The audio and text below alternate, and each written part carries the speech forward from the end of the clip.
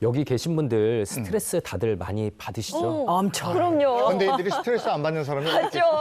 근데 뭐 스트레스를 친구처럼 뭐 여기고 살아라 껴안고 이러는데 살아요, 그냥. 그 친구가 너무 많아. 그렇죠. 네, 이 스트레스가 정말 만병의 근원이다라고 얘기하잖아요. 예. 정신질환의 가장 큰 발생 요인도 스트레스입니다. 스트레스 많이 받다 보면 그냥 누구나 우울증이나 공황장애에 걸릴 수 있어요. 이게 원래 인생이 고통의 바다다라고 동서고금을 막론하고 얘기를 하지만 우리 사회가 가지는 스트레스를 더 주는 몇몇 특성이 분명히 있죠. 좀 생각나시는 것들이 있으시죠? 뭐 경쟁. 비교하고. 뭐 저희 그 막둥이가 초등학생인데 네. 지난 주말에 그러더라. 아우 사는 게 힘들어. 어머. 아니 요즘 아이들 학원으로 뺑뺑이를 도니까요. 네. 애들이 사는 게 힘들어 이렇게 우스갯소리처럼 그런 얘기도 해요. 그러니까 내가 행복해도 갑자기 옆을 딱 돌아봤을 때 뭔가 이렇게 차이가 확 나면 불행으로 이렇게 나락으로 빠지는 것 그러니까. 같은 그런 경험이 있죠. 아, 그럼요. 이제 요즘은 정말 더 어릴 때부터 경쟁에 몰아넣어지는 그런 네. 경향이 분명히 있고요. 타인들과 비교하는 문화도 우리나라 분명히 심하고요. 여기다 더해서 또 하나 개인적으로 되게 안타까운 건 되게 힘든데 이 힘든 걸 힘들다고 표현도 못하게 하는 사회예요. 남자는 뭐 평생 3번만 울어야 된다. 네, 그러니까요. 뭐 참는 게 미덕이다. 이런 식의 말들이 어릴 때부터 마음에 일종의 틀처럼 만들어져서 네. 감정 표현을 못하게 만들고 이것들이 더 우울증에 취약하게 만들죠. 그 남자는 감정을 거세당했다 이렇게 얘기를 할 정도거든요. 네. 그러니까 아까 말씀하신 것처럼 모름지기 3번. 뭘 모름지기 3번으로. 울어도 돼요. 네. 그렇죠 말이에요. 슬플 때 우는 게 나은 거죠? 아, 선생님? 이게 그럼요. 정말 저 그죠? 남의 일 같지 않은데 차근차근 한번 얘기 나눠보죠. 네. 자, 선생님 저는 좀 궁금한 게요. 뭐 사람은 사실 누구나 때로는 우울감을 느끼잖아요. 근데 어떨 때는 이유가 있고 어떨 때 우울하면 이유가 전혀 없는 것 같아서 어떤 차이가 있는지 궁금해요. 자, 우리가 이제 우울한 감정을 한 번도 안 느껴보신 분들은 정말 없을 것 같은데요. 자, 인생을 살아가면서 정말 고통스러운 순간, 힘든 순간 우리가 여러 번 겪게 되면서 이제 우울감을 가지게 되는 거는 사실 정상적인 반응입니다. 자, 근데 우리가 이제 스트레스가 어느 정도 선을 넘어버리게 되면 이게 질병으로 갈 수가 있는 거죠. 네, 맞습니다. 제가 비유를 한번 드려볼게요. 우리가 설탕이 잔뜩 들어간 음료를 한번 마시게 되면요, 몸속의 혈당이 급격하게 올라가게 됩니다. 근데 특별하게 질병이 없다라고 하면 다시 정상으로 돌아오죠.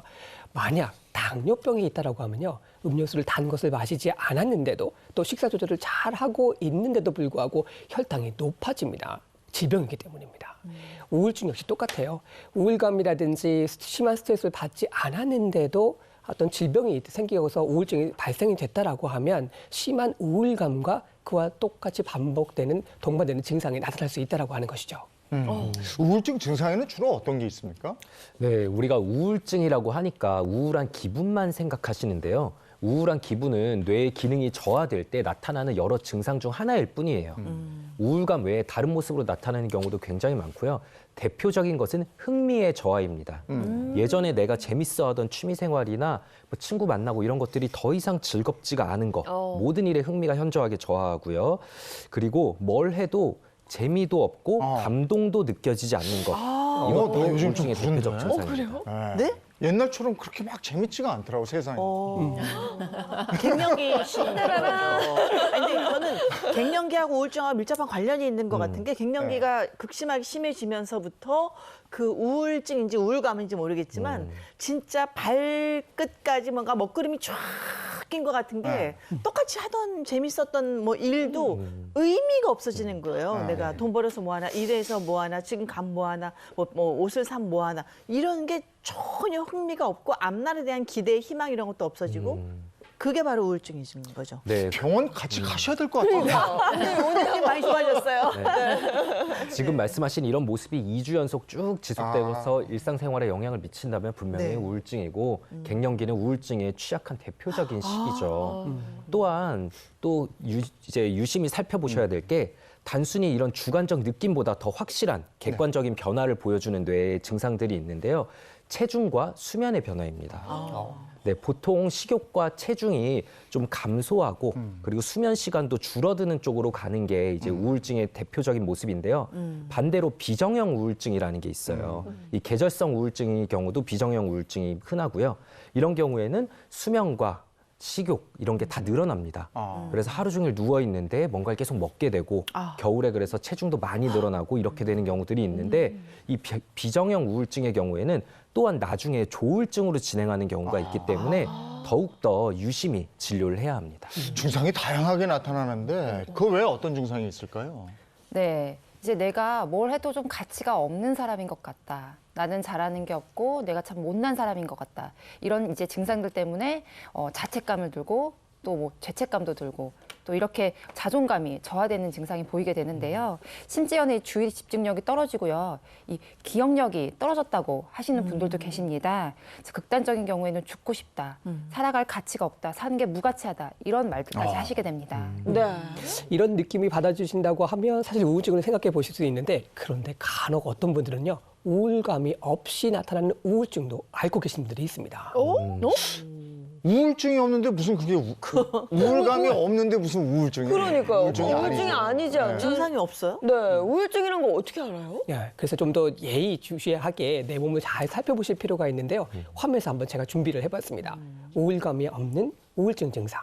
그래서 통증이라든지 머리가 아프거나 또 소화불량이라든지 신체적 불편감이 나타나고는 있지만 실제로 검사를 해보면 특별한 이상이 없는 분들이고요. 또 만성 피로가 있다든지 불면증, 또 분노 조절의 어려움 증상이라든지 화병 등이 우울감을 특별하게 보이지 않지만 우울증으로 생각해 볼 수 있는 증상들입니다.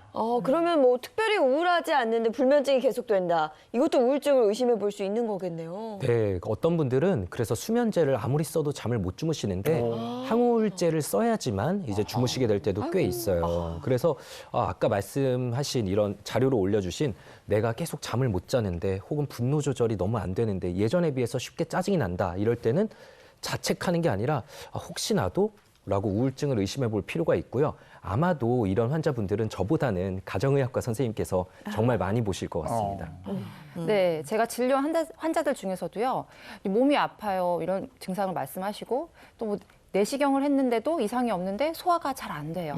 이제 MRI를 찍었는데도 정상인데 머리가 계속 아파요. 이런 증상을 호소하시는 분들이 있습니다.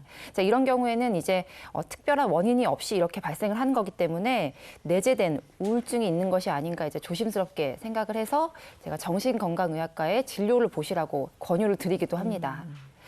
네, 그리고 또 아무 이유 없이 피로하다. 또 스트레스가 많아져서 만성 피로가 누적되었어요. 이렇게 말씀하시는 분들이 이제 증상이 오랜 기간 지속이 됐다. 이런 경우에는 이 단순한 피로가 아니라 우울증이 아닌가 한번 의심을 해보시는 것이 좋겠습니다. 그럼 실제로 병원을 찾는 환자 중에 우울하지 않은 우울증을 앓고 있는 분들이 제법 계세요? 네. 그런데 안타깝게도 긴 시간 동안 여러 군데를 전전하고 돌아 오시는 경우가 네. 많아요. 여러 가지 검사를 하고 치료를 받았는데도 원인이 설명되지 않고 치료도 안 되니까 이제 오시는 건데 정말 안타까운 건 정신건강의학과에 대한 편견이 굉장히 심하니까 네. 다른 과 선생님들도 의사 선생님들도 이제 느끼세요. 이분이 이게 우울증이나 다른 신체 것보다는 정신질환 쪽일 가능성이 높겠구나라고 느끼셔도 그거를 말로 꺼내는 게 굉장히 쉽지가 않은 거죠. 이렇게 말 꺼내면 와, 이 사람 나를 치료하지도 못하면서 정신질환자로 몰고 가네? 라고 화를 내시는 경우가 받아들이지 있으니까요. 않는 거죠, 그러니까. 네. 그렇죠. 그러면 선생님, 우울증은 왜 걸리는 거예요? 네, 우울증은 그냥 뇌도 역시 우리 신체 기관 중 하나입니다. 그냥 신체 기관 중 하나인 뇌에 발생한 질환인 거고요.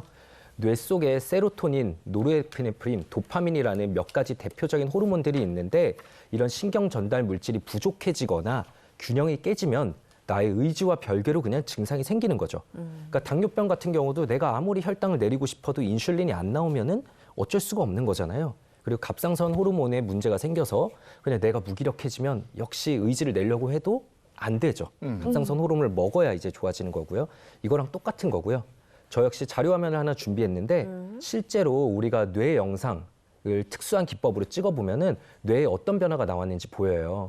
이게 전전두엽과 변연계라는 두 가지 뇌의 부위를 연결해주는 가운데 빨간 선이 보이실 겁니다. 네. 네, 제일 왼쪽은 건강한 상태고요. 가운데는 우울증 환자이지만 그렇게 심하진 않은 상태. 맨 오른쪽은 자살 생각이 있는 우울증 환자분인데 보시면 맨 오른쪽은 빨간색 선이 확연히 약해져 있는 걸 볼 수 있어요. 네. 그렇기 확실히 때문에 약해 보이네. 이 전전두엽이 변연계라는 뇌를 잘 통제하지 못하게 되면 나의 의지와 상관없이 그냥 죽음에 대한 생각이 계속 떠오르고 그게 너무 떠오르다 보면 실행으로까지 옮기게 되는 거죠. 그렇군요. 근데 뇌 질환이라고 하긴 하지만 사실 뭐 스트레스를 많이 받았을 때 혹은 뭐 충격적인 일을 겪거나 이별 후유증으로 우울증 겪는 분들도 계시거든요. 아, 그럼요. 그러니까 처음에는 심리적 스트레스가 뇌의 생물학적인 변화를 만드는 거고요. 그런데 그렇게 만들어진 뇌의 변화가 이 심리적 이상을 더 만들고 더 키워내는 거죠. 그러니까 우울증의 원인은 하나로 설명할 수가 없습니다. 생물사회 심리라는 모델이 있어요. 그러니까 가정과 직장 같은 사회적인 스트레스 환경, 그리고 낮은 자존감이나 완벽주의 같은 심리적 원인이 기존의 우울증에 취약한 뇌의 타고난 기질, 이거를 만날 때 우울증이 발생한다 생각하시면 됩니다.